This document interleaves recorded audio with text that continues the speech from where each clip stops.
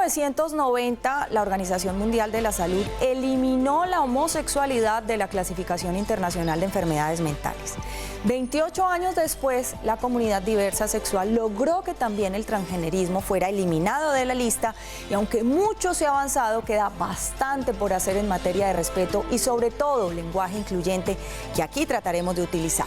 Esto es la lucha del transgenerismo, la búsqueda por el reconocimiento de la verdadera identidad. El transgenerismo fue catalogado por la Organización Mundial de la Salud como una enfermedad, pero fue hasta 2019 en donde esta logró ser excluida de dicha categoría. Empecemos por ahí, es que no hay norma. No tenemos una sola ley en nuestro país que reglamente el tema. Yo antes para ir al colegio, yo pues obviamente pues me arreglaba enfrente del espejo y llegó un punto en el que yo no pude seguirme viendo así. Entonces simplemente decidí no usar más espejos y pues seguir llevando esa vida que tenía pues, que llevar como Sara. El sufrimiento de quienes empiezan a sentir que son extraños o diferentes debe ayudarnos a decidir a qué le damos prioridad, a los derechos o a la moral. Independiente de que usted esté de acuerdo, que yo esté de acuerdo, que estemos en contra, es una realidad que hay personas que están separadas mental y físicamente de lo que verdaderamente son. Su cuerpo puede ser o masculino o femenino, pero se sienten distintos. El factor genético, esa parte con la que tú puedes nacer con cierta predisposición, tiene un porcentaje de incidencia en ese niño transgénero, pero también la parte social, el contexto en el que ese niño construye su identidad. Realmente ya está demostrado científicamente que esto es algo que con lo que se nace. No es que tuvo un trauma de niño, lo violaron o la violaron, no, eso no es así. De acuerdo con un estudio de la Defensoría del Pueblo, entre 2020 y lo que va corrido del 2021, 98 personas han sido asesinadas en Colombia por ser parte de la comunidad LGTBIQ+. En el Valle del Cauca se registraron 26 casos en 2020 y este año la cifra va en 20. Solo en Cali van 9 homicidios, seguido por Jamundí con 2. Paradójicamente, la mayoría de los casos de violencia y maltrato son al interior de la propia familia. Sacarlos de la casa porque consideran que no son dignos de vivir con la familia. Los términos que se manejan son realmente muy agresivos, muy dolorosos con niños que están viviendo o con adolescentes que pueden estar manifestando una orientación sexual diferente. Uno sufre demasiado y muchas veces uno no da esos saltos de tomar la decisión por no lastimar a la gente que lo quiere a uno y que uno quiere. Brian, en cambio, nunca tuvo conflicto alguno con su identidad.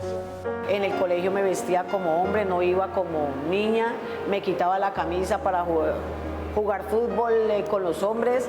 Empecé a tener uso de razón, 7, 8, 9, ya me las besuqueaba, yo era un niño, yo nunca me vi como una niña, jamás.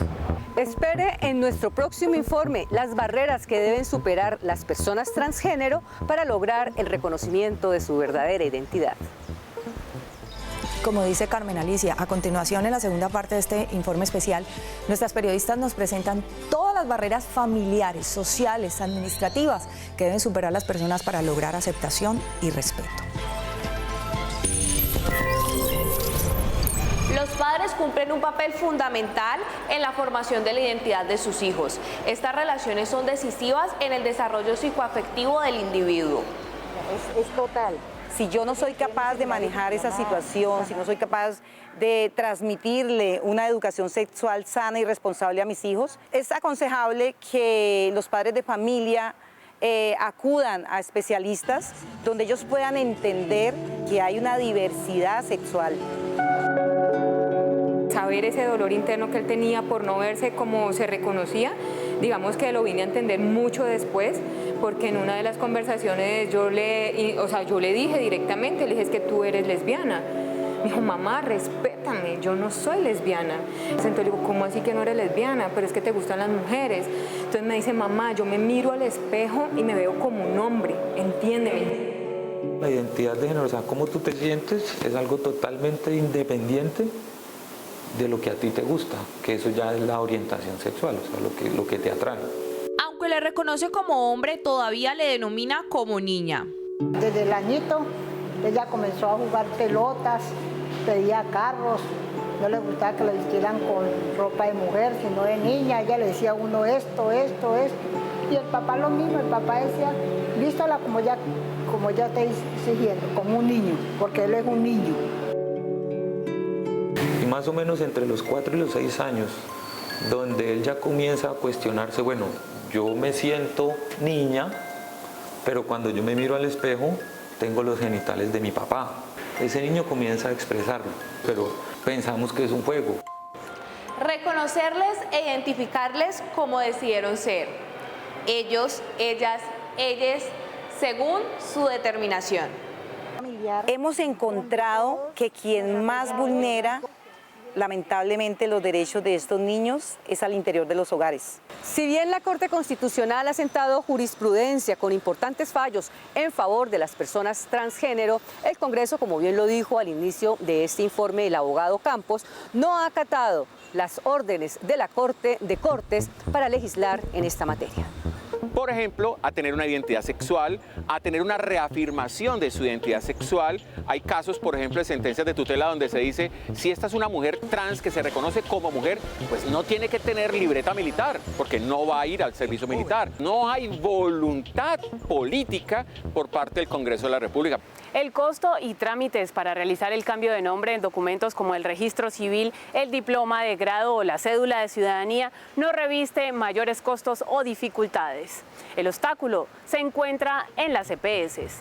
Entonces ahí encuentran una serie de trabas. Primero hablan de que son aspectos estéticos que no incluye el post, y ahí vuelve y llega la Corte Constitucional, que es una corte de verdad muy progresista en ese sentido, que dice, no señor, eso hace parte de la reafirmación de la identidad que como mujer o como hombre, porque podría ser la migración de uno u otro género, requiere esta persona.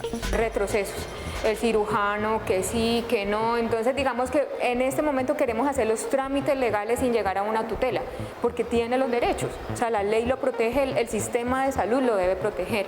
O sea, las barreras comienzan, para mí, es la educación, y la educación desde los papás, los profesores, todo el entorno de una persona.